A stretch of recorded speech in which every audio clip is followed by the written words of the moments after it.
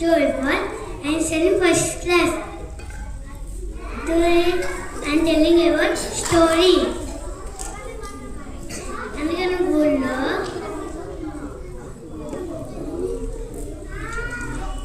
బోళ్ళ animals ఉన్నాయంట. అప్పుడు ఒకరోజు ఊళ్ళోకి ఒక సింహం వచ్చిందంట. ఒకరోజు ఆ యానిమల్స్ అన్ని వేటాడటానికి వెళ్ళిందండి. ఒకరోజు ఆ యానిమల్స్ అన్ని సింహం దగ్గరికి గుహలోకి వెళ్ళి, సింహము ఎప్పుడు మమ్మల్ని వేటాలు తినుకుంటున్నావు కదా, మేమే మీ దగ్గరికి ఆహారంగా వస్తామని చెప్పినాయి అంట.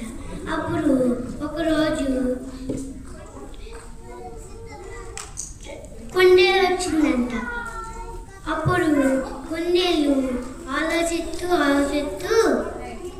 ఒక ఐడియా వచ్చిందంట.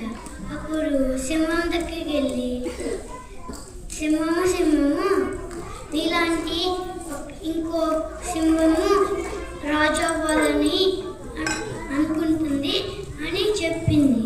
అప్పుడు వాళ్ళ ఏను గట్టిగా వేసిందంట.